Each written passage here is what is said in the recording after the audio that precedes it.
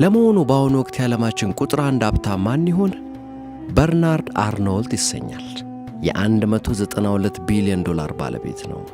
የኤሌክትሪክ መኪና አምራቹ ቴስላና የሌሎችም የቴክኖሎጂ ኩባንያዎች መስራቹ ኢለን መስክ ደግሞ በ$187 ቢሊዮን ሁለተኛ ደረጃ ላይ ተቀምጧል። በኤሌክትሮኒክስ ክፍያ ሽያጭ የሚያካሄደው የአማዞን ኩባንያ መስራችና ባለቤት ጄፍ ቤዞስ በሦስተኛ ደረጃ ላይ ነው ያለው በ$121 ቢሊዮን። እነዚህ እንግዲህ የዘመናችን ሀብታሞች ናቸው። ግን አረ ለመሆኑ እስከ ዛሬ በምድራችን ከነበሩ ሀብታሞች ሁሉ በሀብት አንደኛው ማን ይሆን? እንደ እውነቱ የምድራችን የምንጊዜውም ሀብታሙ ሰው ማንሳ ሙሳ ይሰኛል። ማንሳ ሙሳ ደግሞ እርሱ ማን ነው ትሉ ይሆናል። በእርግጥም አሁን ላይ የታሪክ ተመራማሪዎች በሀብት መጠኑ ላይ ባይስማሙም የምድራችን የምንጊዜውም ሀብታም ሰው እንደሆነና የዚህ ዘመን ሀብታሞች በሀብት መጠን ጫፉም እንደማይደርሱ እርግጠኞች ናቸው። በአንዳንዶች ግምት የማንሳ ሙሳ ሀብት በዘመናት ውስጥ የተከሰተ የዋጋ ግሽበትን ከግምት ውስጥ አስገብቶ ሲታሰብ ሀብቱ $400 ቢሊዮን ይገመታል። ይገርማል። ለመሆኑ ግን ይህ አብዛኛው ሰው ስሙን እንኳ ሰምቶት የማያውቀው ቱጃር ማን ይሆን?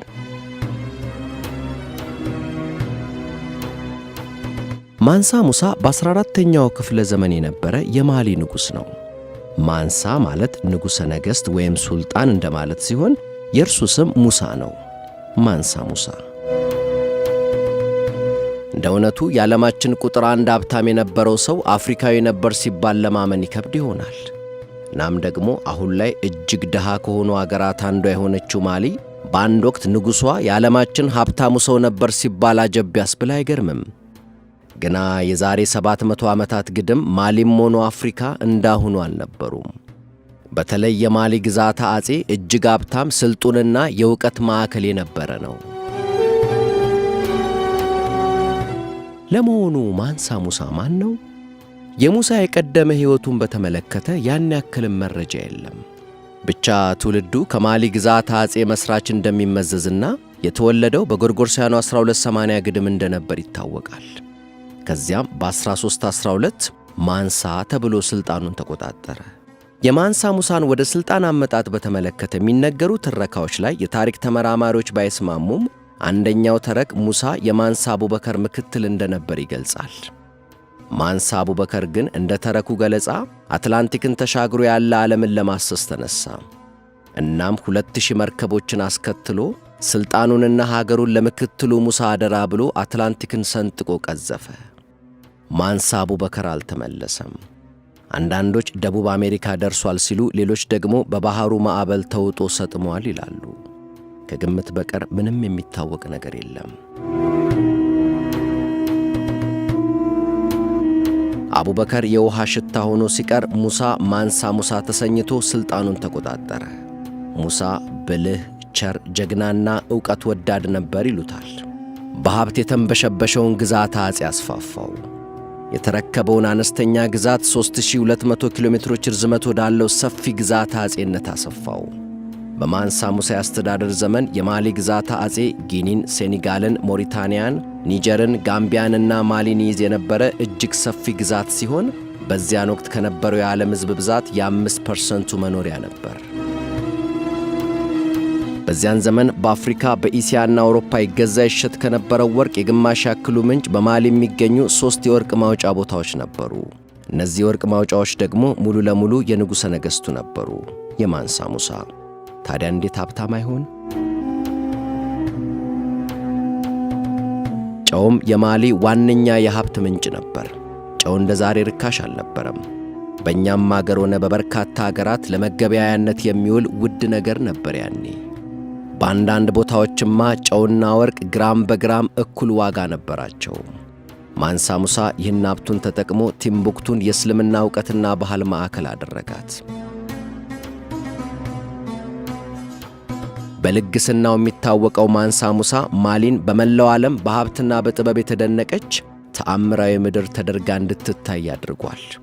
ሞሮኮያዊ ተጓዥ ኢብን ባጡጣ ጭምር ጎራ ብሎባታል። ዓለም ስለ ማንሳ ሙሳ ሀብት ያወቀው ግን ከ1324 እስከ 1325 ባደረገው የሐጅ ጉዞው ወቅት ነበር። መካ ለመድረስ 4345 ኪሎ ሜትሮች መጓዝ ነበረበት። የሀብታሟ ማሊ ሀገር ንጉሥ ለሐጅ ባደረገው ጉዞ ላይ ይዞት የሄደው ሀብትና የአጀቡ ብዛት ብዙዎችን አስደምሟል። ማንሳ ሙሳ 60,000 ሰዎችን ይዞ ነበር የተጓዘው። ከነዚህም ውስጥ 12,000 ያክሉ የማንሳ ሙሳን 21 ቶን ክብደት ያለው ወርቅ የተሸከሙ ሲሆን በአሁኑ ዘመን ምንዛሬ ወደ $1 ቢሊዮን ይገመታል። በ100 ዝሆኖችና 80 ግመሎች ምግብና ውሃ ጭነው ነበር። በሐጅ ጉዞው ወቅት ሁሉ በየደረሰበት 40 አንድ መስጊድ ያሰራ እንደነበር ተጠቅሷል። በረሃውን አቋርጦ የሚተመው የማንሳ ሙሳ አጀብ ለዓይን ያታክት ነበር ይላሉ ዘገባዎች። ማንሳ ሙሳ ከካይሮ አንስቶ መካ እስኪደርስ በየደረሰበት ወርቅ እያደለ ነበር የሄደው። በዚህም ሳቢያ በአካባቢው የወርቅ ዋጋ እጅጉን ረክሶ የአካባቢው ኢኮኖሚ ለበርካታ ዓመታት መናጋቱ ተጠቅሷል። ማንሳ ሙሳ መካ ደርሶ ሲመለስ ባደለው ወርቅ ሳቢያ ግብፅ ውስጥ የደረሰውን የኢኮኖሚው ጥንቅት ሲረዳ ያናጋውን ኢኮኖሚ ለማረጋጋት ከገንዘብ አበዳሪዎች ሌላ ጊዜ ለመክፈል መሸከም የሚችለውን ያክል ወርቅ ተበድሮ መሄዱ ይነገርለታል። ማንሳ ሙሳ ወደ ግዛቱ ከተመለሰ በኋላ በግንባታ ሥራው ተጠመደ። ቤተ መንግሥት፣ መስጊዶችና የትምህርት ተቋማትን አስገነባ። ተወዳጁ መሪ ከሐጅ ጉዞ በርካታ የተካኑ አርክቴክቶችን፣ አርቲስቶችንና ምሁራንን ይዞ ነበር የተመለሰው።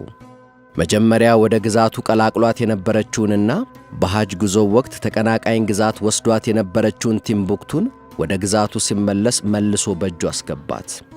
የማሊ ግዛት አጼ በወቅቱ በርካታ ሕዝብ የሚኖርባቸው 400 ያክል ከተሞችን የያዘ ቢሆንም የማንሳ ሙሳ ልዩ ትኩረት ግን ቲምቡክቱ ነበረች። በሥልጣን ዘመኑ ቲምቡክቱን ዋነኛ የእስልምና ዕውቀት ትምህርትና ባህል ማዕከል አደረጋት። በ200 ኪሎ ግራም ወርቅ ዝነኛውን የጄኔ መስጊድ አሳነጸ። የሳንኮሬን መድረሳም አሠራ። የሳንኮሬ መድረሳ በአፍሪካ አህጉር ከአሌክሳንድሪያው ቤተ መጻሕፍት ቀጥሎ እጅግ በርካታ መጻሕፍት የያዘ ታላቅ የዕውቀት ማዕከል ነበር። ለዘመናት በርካቶች ዕውቀትን ሽተው ከተለያዩ ዓለማት ጎርፈውበታል። 25,000 ተማሪዎችን በያዘው በዚህ የዕውቀት ማዕከል ውስጥ በርካታ የትምህርት አይነቶች ይሰጡ ነበር። በዚህ የትምህርት ማዕከል ቤተ መጻሕፍት ውስጥ ከ800,000 እስከ 1 ሚሊዮን መጻሕፍቶች እንደነበሩ ይገመታል። በርካታ ምሁራን እንደሚሉት ማንሳ ሙሳ በ1337 ግድም ሳይሞት አልቀረም። ግዛት አጼው እስከ 17ኛው ክፍለ ዘመን ቢቀጥልም አቅሙን ግን እያጣ ነበር። በ1670 ግዛት አጼው ወደ ተለያዩ አነስተኛ ግዛቶች ተከፋፈለ። ቀኝ ገዢዎች አፍሪካን ሲቀራመቷት ደግሞ የዓለም ታሪክ ጸሐፊዎች እነርሱ ነበሩና የአፍሪካ ቀደም ታላላቅ ታሪኮች እንዲድበሰበሱ እንዲቀበሩ ተደረገ። አሁን ላይ ማሊ ከምትታወስባቸው ነገሮች አንዱ የዚያን ጊዜው ብልህ ሀብታምና ቸሩ መሪ ማንሳ ሙሳ ነው። በተቀረው ዓለም እንዲታወቅ ያስቻለውም የ1324-25ቱ የሐጅ ጉዞ ነበር። በዚህ ጉዞ ሳቢያ ዝናው በጣሙን ስለናኘ እስፓኞች በ1375 ባወጡት የዓለም የንግድ መስመሮች በሰፈረበት ካርታ ላይ ከሞት 10 ዓመታት ያለፉት ማንሳ ሙሳ በትረ መንግሥቱን ይዞ ዙፋኑ ላይ ጉብ እንዳለ በአንድ እጁ የወርቅ ሉል ይዞ ይታያል። እናም 700 ዓመታት አልፈውትም ቆጥረው የማይጨርሱት ሀብትና ወርቅ ሲነሳ የማንሳ ሙሳ ስም እንዲነሳ ግድ ይላል።